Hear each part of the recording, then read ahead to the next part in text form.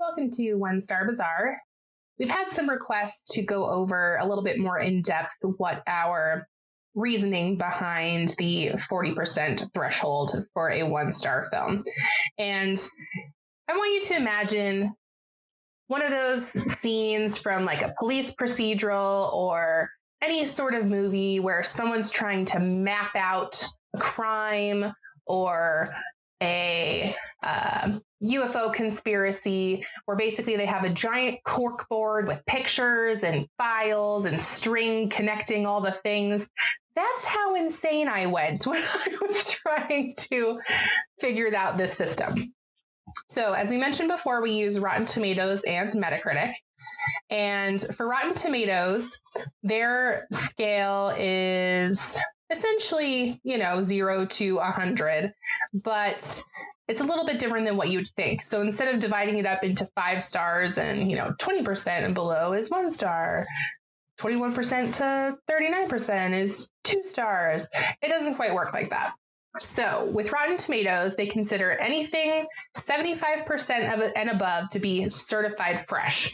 So this means that all critics generally agree it is good. So that's like a 4-star movie. Yes, it's the equivalent of a 4-star movie. And that's great. So 74% to 60% is what they consider fresh. So this is still, the majority of critics liked it. It's good, but not great. And then 59% and below is what they consider rotten. So basically all critics disliked it. Now, to figure out the difference between something that's fairly decent, but still critics didn't like it, and generally hated by critics, I took the difference in points between certified fresh, and from fresh to rotten, which is 14 points for 15 and 14 points for each, and then subtracted that to be essentially 44%. However, between 40 and 44%, there's still some movies that are pretty good. So I had to lower the bar just a tiny bit. And plus 44 is kind of like, I feel like it's a weird number. Wouldn't you agree? Most people like round numbers. Yeah, yes. Round numbers are people's friends. So we decided 40% and below for that. So to be clear, then, translating this to a 5-star critic system, we essentially have a 5-star film, something considered excellent, going to go down as one of the great films of that year or era or whatever. It's going to win awards. It's going to be probably in the 90% range on Rotten Tomatoes, right? Mm-hmm. Then a 4-star film, which is considered a great film, but not necessarily the best film, will be certified fresh. And so 75% or higher, up to wherever you cross over into the 5-star film. Yeah, high 80s percentage. Yeah. A 3-star film, which is typically considered good or, average to good, acceptably good, we'll say. Yeah. Is going to be just generally fresh. And there's some wiggle room there. Maybe the high end of rotten could even be in there. I mean, it's not a hard and fast line. Yeah. Below that, you have your 2-star films, which are like not good, but not horrible. Yeah. And that's the kind of from the very upper end of rotten where it crosses over into fresh down to about 40%. So basically between 40 and you say 60% is fresh. 60% and above is fresh. Okay, so 40 to 60% is essentially a 2-star film where the critics are saying, it's not good, but it's not horrible. Anything below 40% is generally hated by critics. Yeah. Now, we admit there is a lot of range between 0 and 40%. It's a huge thing. And a movie that gets a 38% on Rotten Tomatoes is going to be nowhere near as bad as a movie that gets a 10% on Rotten Tomatoes. But as we've learned, sometimes the movies that are closer to a 10 are better than the ones that have well, there's always going to be some subjectivity, right? Yeah. The point is, while we know that, if we watch a movie one week that's kind of borderline, it's at like 37%, 35%, You're like, is that really a 1-star film? Well, based on some critics, maybe not, but based on others, definitely. Yeah. So I do want to talk about Metacritic now. So both Rotten Tomatoes and Metacritic are very secretive about their system. And because Metacritic especially applies weights to the critic reviews, and they don't explain at all how they weight those reviews. It's a very proprietary. They just don't share that. So when it comes to their system, so their scales out of 100, so 100 to 0. So anything out of 100 to 80 is good. So 81 to 100 would be 5 stars. 61 to 80 would be 4 stars. 40 to 60, 3 stars.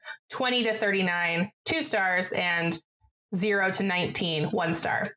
The problem with just going with that is if you search for movies that are 0 to 19%, there aren't that many.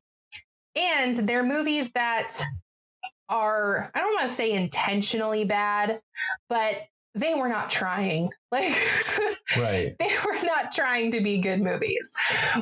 So I really felt like it didn't quite qualify. And it's nice to just be able to say overall 40 on both, because even a 39% on Metacritic is going to have overwhelmingly negative reviews from critics. Well, not to mention that I feel like in our research, for the most part, if there's a disparity between the two websites, typically the Metacritic score is higher and the Rotten Tomatoes score is lower. So you're going to tell me that Metacritic considers a 1-star film to be anything below 20%, and yet it's going to assign a 3-star value to this film, but Rotten Tomatoes is basically a 1-star? Yeah. That doesn't make any sense. Yeah. So it's really easy to just kind of say, okay, 40% or below. I mean, 40% is failing by any, yes, no any school grading is system. Let you pass with a 40%. Again, there's a lot of subjectivity. Is a film that's a 1-star, is it a hardcore fail, or is it more like a D- where it's like, oh, you just barely didn't make the cut? Yeah, I would consider failure movies things like Thanksgiving, by failure Poultrygeist. Do you mean like when they weren't trying? B-quality movies. Okay. Like they're not trying to be good. They're just trying to be low caliber. They made the film with a budget of $500, and if it makes $50,000, then they're sitting there going, haha, yes. Exactly. So yeah, and with this, when it comes to the movies we look at, it has to have at least tried to be a real decent movie. Yeah, I think we've found in watching a few films so far that there's definitely a difference between movies that have legitimate Hollywood cast and crew that are awful versus low budget, old, ridiculous, corny films that would get lampooned on Mystery Science Theater, for example. Yes. We're not watching Manos, The Hands of Fate, because everyone knows that's bad, and it's comically bad, and it was low budget crap. We don't care. There's nothing to debate about that. Yeah.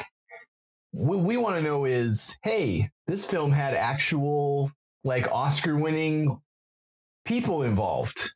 How is it that they made a film that is so widely hated? Yes. I mean, not that every movie is going to have Oscar-winning, people, but although a lot of them do. A lot of Oscar winners have definitely slummed it for a paycheck, it seems like. The point is, I don't know what the point is. Okay.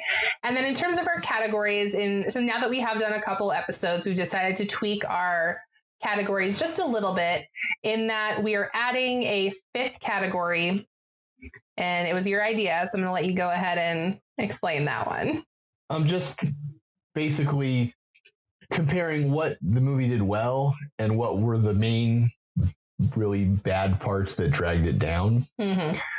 Because every movie is going to have some redeeming qualities, and although some movies don't, like The Snowman.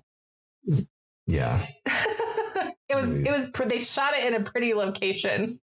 That's pretty much all it has going. I guess if you consider like harsh, desolate winter to be pretty, then sure. But yeah, so we just decided to add that because, in addition to just kind of saying our overall impressions of the movie, how the acting was, how the story was, whether or not it's engaging or boring.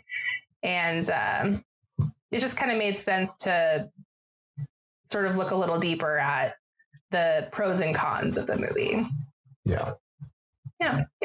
So we definitely appreciate all your input, and, anything else you want to know or have questions about, definitely ask us. We'll be more than happy to reach out on Twitter or Facebook and explain some things, or make an episode 3.0 to go over it. But we definitely appreciate everything that you guys are doing and listening, and it makes us warm and fuzzy inside. Is that too cheesy? That's fine.